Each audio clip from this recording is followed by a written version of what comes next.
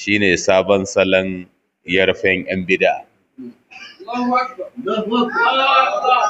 Ita bid'a sharrinta yana da yawa. Shi yasa tunda aka fara yin bid'a, tunda masu bid'a suka fara yin bid'a, zaka samu a kullum waɗanda suke yin bid'a suna tare da sharri.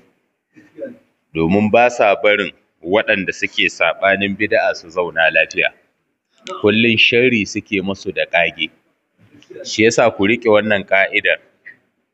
Duk inda ka samu malamin bid'a maƙaryaci ne. Kada ka wahalar da kanka. In dai malamin bid'a ne, in nace bid'a, ina nufin da sufayen cikinsu, wato 'yan ɗariƙu, da 'yan tatsine, da 'yan shi'a, in dai malami ne na bid'a, wallahi maƙaryaci ne. Ga misali akan haka. Idan ka ɗauko a baya-baya, don kada magana ta yi tsawo, bari in ƙara gangarowa nan. A ƙasar nan lokacin da aka fara da'awar sunna, babu irin ƙarya da sharrin da ba su ƙirƙira ba domin kada a fahimci malaman sunna. An dinga yaɗa cewa wani ɗan izala ya je ya siyo jaki ya kawo ma uwarshi ya ce ta hau a madadin goya shi da ta yi.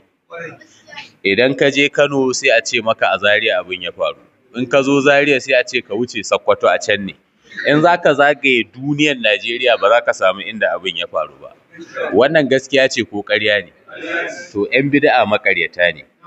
Sun dinga yaɗa cewa wani ɗan izala ya je wajen Bahilatana ya siyo nono ya kawo ma uwarshi ya ce gashi ki sha, na biya ki nonon da kika shayar da ni.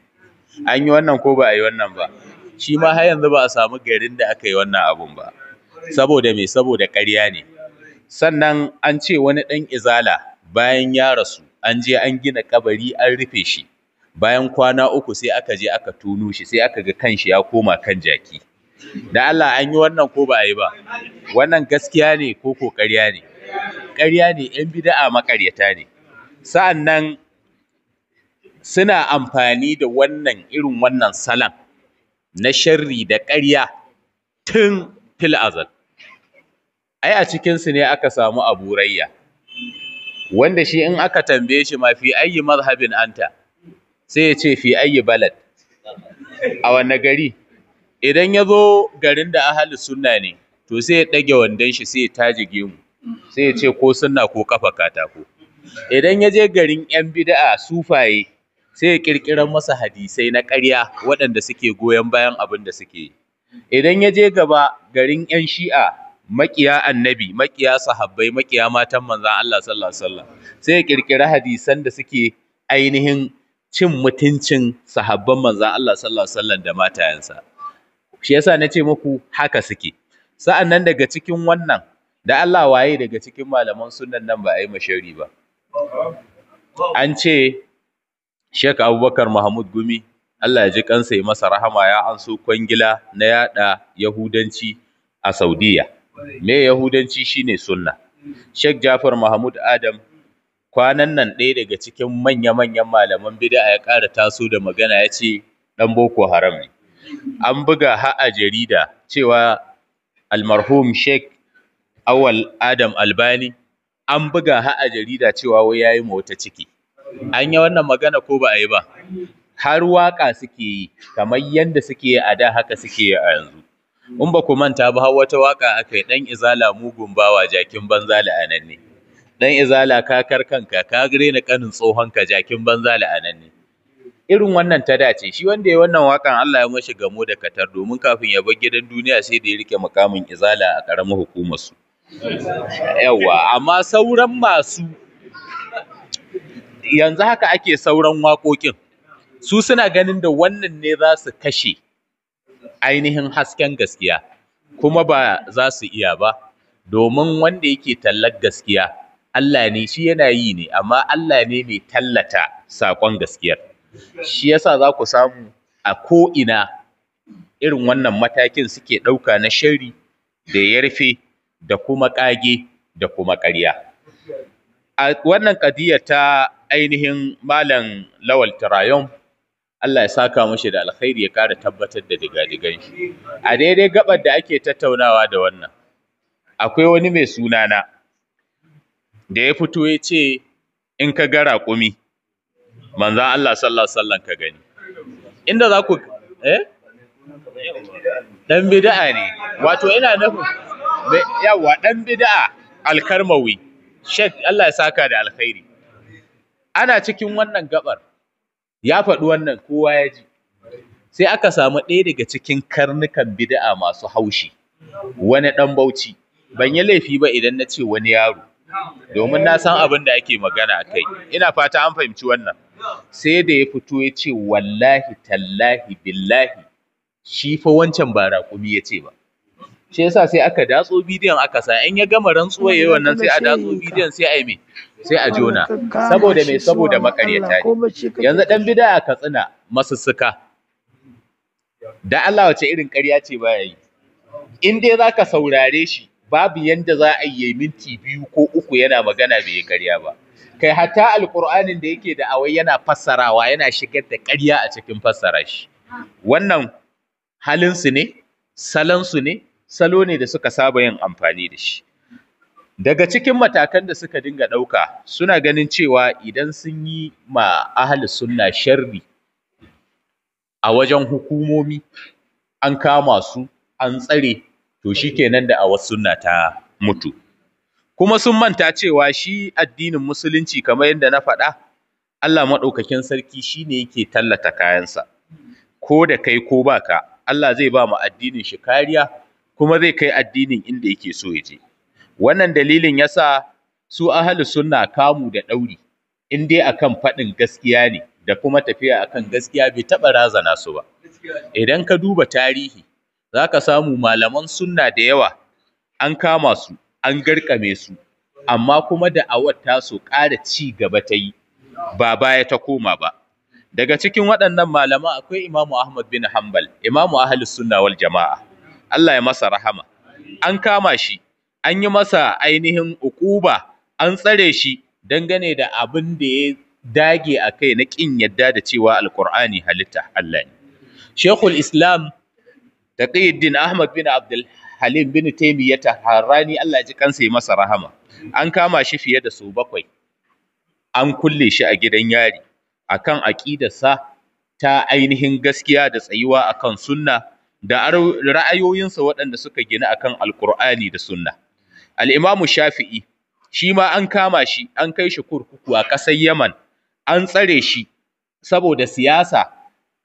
Al-Imam Abi Hanifata shi ma An-Nu'man, Allah ya masa rahama, an kama shi, an kai shi gidan yari saboda kawai ya ƙi ansar ainihin alƙalanci. Babban malami Allama Muhaddithul Asar, Allamatul Albani, an kama shi, an tsare shi na tsawon lokaci, shi ma saboda me? Saboda da'awarsa da kuma ra'ayoyinsa dangane da abin da ya shafi ainihin aƙidarsa ta sunna. Don haka kamu da ɗauri baya sa malamin sunna ya bar wani abu. An yi kwana-kwanan nan babban malami Dr. Idris Abdul Aziz, Allah ya masa rahama, Allah ya kai rahama kabarinsa, Allah ya ji kanshi, Allah ya anshi ayyukansa, Allah ya yafe masa kurakuransa. Babu irin matakin da waɗannan 'yan bid'an ba su ɗauka ba na zuwa su yi ziga a wajen masu mulki domin a kama shi a tsare. An kama shi, an tsare na wani lokaci har hijira ya yi. Amma abin da nake so in takaita zance na a kai, don Allah da'awar ta yi nasara ko ba ta yi ba? Ta yi nasara. Sannan idan kun kalla babban malami Sheikh Musa Ayyuba Lukuwa, Allah ya masa rahama, a Sokoto, wane irin ɗauri, Allah ya ƙara masa lafiya da imani ya ja kwana, wane irin ɗauri da wane irin sharri ne ba a yi masa ba. Amma yanzu da Allah a Sokoto da'awar ta yi nasara ko ba ta yi ba? Shehin malami a Sheikh Bello Aliyu Yabo, Allah fiya maganin ƙwari, Allah maɗaukakin sarki ya ƙara masa lafiya da tsawon kwana. Wanne irin ɗauri ne ba a yi masa ba? Wanne irin sharri ne ba a yi masa ba? Amma dai da'awar ta yi nasara ko ba ta yi ba? Sheikh Bello Yabo cewa ya ko kama shi za a, in an tashi a yi sama da shi ya manne a can. Ba wai gidan yarin da za a yake a ƙasa za a iya kai shi ziyara ba, a'a a yi sama da shi. in an yi sama da shi ya manne a can ba shi a ƙasa bai yo sama ba bai yo ƙasa ba to ba zai daina wannan da'awar ba domin ita ya fahimta a matsayin addini. A nan Zaria marigayi almarhum Sheikh Awwal Abi Abdurrahman Albani Allah masa rahama, Allah ya anshi kyawawan ayyukansa, Allah maɗaukakin sarki ya sa yana aljanna yana jira mu ma mu iso, Allah maɗaukakin sarki ya albarkaci bayansa. Wanne irin sharri ne ba a yi masa ba, menene ba a faɗa a kan shi ba? Shi ma an kama shi a 2011 kamar yadda kuka sani, kamu 2 an ba da belin shi, an fito kofa gidan yari aka ce a sake kama shi. Duk 'yan bid'a ne suka kai wannan ƙarar. Inda za ku gane cewa 'yan bid'a, in na ce 'yan bid'a ina nufin 'yan bid'a na kowanne fanni da kashe-kashen su. Sheikhul Islam Ibn Taymiyyah haka ya fama da su. Dokta anan ya ce za ka ce susa sai su canza su ce tusa. Wallahi haka suke yi. Wanne irin sharri ne ba su yi ma Sheikhul Islam Ibn Taymiyyah ba? Sai su canza zance. Sheikhul Islam Ibn Taymiyyah sun je sun kai ƙarar shi, suka yi masa sharri irin wanda suka yi mata rayon. Suka ce wai ya zagi manzon Allah sallallahu alaihi wasallam. Bincike ya nuna lokacin da suka yi masa sharrin ya zagi manzon Allah sallallahu alaihi wasallam, abin da ya faru na cin mutuncin manzon Allah da wasu ni Kirista yayi.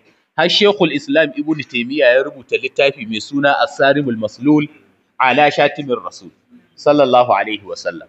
Sannan kuma suka zo suka tuhume shi da wannan bisa ga sharri da ƙarya. Bayan sun tuhume shi da wannan aka kama shi aka kai shi gidan yari aka ɗaure shi.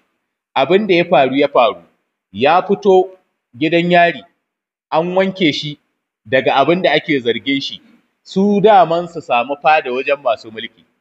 Sai suka zo suna so su yaudare shi da sunan a zo a haɗa kai, a zama abu ɗaya a gaban mai mulkin. Sannan suka fara da cewa ya yafe musu. Sai ya ce to, ni na yafe muku. Idan wani abu kuka yi min, na yafe muku, amma abin da na sani ko kun yi min sharri ko ba ku yi min sharri ba, ƙaddarar da Allah ya ƙaddara za ta faru a kaina. Sai dai akwai wata rana da mutuwa za ta haɗa ni da ku. Sannan kuma filin hisabi zai haɗa mu ni da ku. Ku kuna wurin ni ina wurin. Sannan wal hakimu bainana wa bainakum Allah. Wanda zai yi hukunci a tsakanina da ku shine Allah madaukakin sarki. Haka nan ainihin irin waɗannan abubuwa suka dinga faruwa na sharri da makirci, har ya kai ga 'yan bid'a sun ɗauki mataki na kashewa.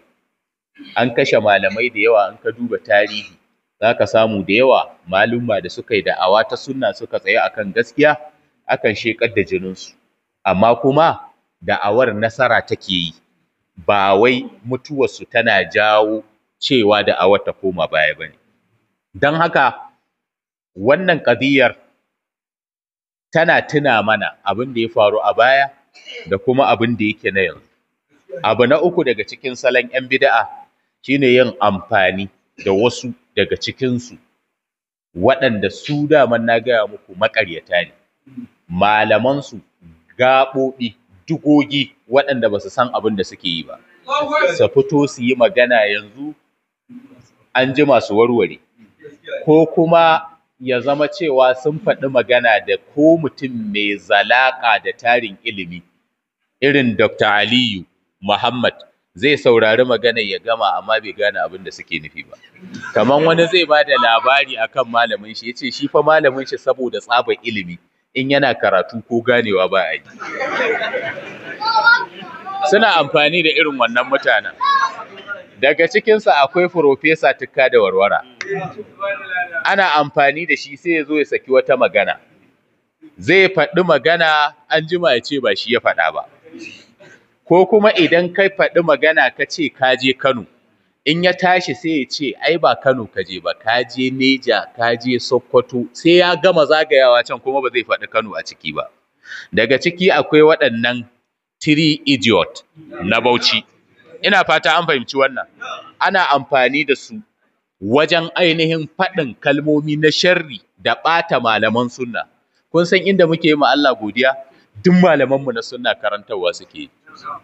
Amma su da Allah wa ya taɓa jin karatun wani littafi da suke yi? Saboda me? Su sun fito ne suna son sai sun tallata ƙarya, sai sun tallata bid'a. Mu kuma fatan mu shine a fahimci addini, shi yasa zaka ga malaman mu suna zama suna karantar da addini. Su ko kullun kawai tonan fada, a tsakulo wancan, a tsakulo wancan mas'alar, a tsakulo wancan mas'alar, haka ake ta tafiya. Wannan na daga cikin salon da suke tafiya akai. Abu na karke malam ai minti 15 din bata karasa ba ko? Abu na karke da nake so in yi magana akai shine ya kamata ku lura wannan abin da ya faru a Kano dangane da abin da ya shafi Malam Lawal Tirayom, Allah ya saka mishi da alkhairi. Da a ce abin da ya faɗa kuskure ne, to da a hannunmu ba zai sha ba. Saboda mu ahli sunna ba mu da kara. Kun san me nake nufi da ba mu da kara? Idan mutum ya taɓa addini. Mu addini, daraja addini ta fi daraja kowa a cikinmu. Ya isa misali, malamin sunna ne zai zo da wani abu wanda ya ci karo da sunna. Wallahi ba za mu gane daga cikin me yake ba. Za mu tsaya sai mun warware matsalar mun yi bayani ba tare da cin mutunci ba. Mu cin mutunci dama ba mu iya ba. Amma dai ba zai yiwu mu yi shiru muna ganin abin nan ya ci karo da addini. Kuma a ce malaman mu su yi shiru akai ba. Da mu ne za mu fara da shi kafin wani ya magana akai. Sannan kuma ku kalli duk yanda abin ya rikice, Allah maɗaukakin sarki ya faranta ran Malam Lawal Tirayom, ya faranta ran duk wani mai son gaskiya, sannan kuma ya bakanta ran duk wani malamin bid'a. To wallahi haka gaskiya take. Malam Lawal kafin ya je bai san haka abin zai faru ba. Sa'annan lokacin da yake wannan maganar bai da masaniya akan wannan abin zai faru. Akwai da yawa waɗanda ba sa sauraron karatunsa da yanzu suna saurari. Bari in takaita zance, shugaba ya ce minti 15 yayi, amma ina son ku fahimci daga cikin laifi mafi ƙololuwa da Malam Lawal ya yi ma 'yan bid'an Tijjaniya shine karanta Jawahirul Ma'ani. Saboda shi wannan littafin a iya burinsu shine ya zama sai keɓaɓɓu za a karanta mawa waɗanda sun yi mutuwa da lalacewar da sun yi shigar da ba za su fita ba. To su ne za a karanta musu a saƙi. Sai ya fito yana yaɗa ma duniya yana gaya musu abin da ke cikin Jawahirul Ma'ani. Sannan ban san wani malami da ya riƙe masussuka a makogwaro ya shaƙe shi baya iya numfashi kamar Malam Tirayom ba. Ba na ce shi kaɗai ke magana a kai ba. Amma dai usulubin da yake bi wajen warware waɗancan mas'alolin gaskiya usulubi ne baligi. Allah ya saka mishi da alkhairi. Shi yasa duk wani ɗan bid'a yake jin haushi. Sannan kuma wannan abin yake bakanta mashi rai.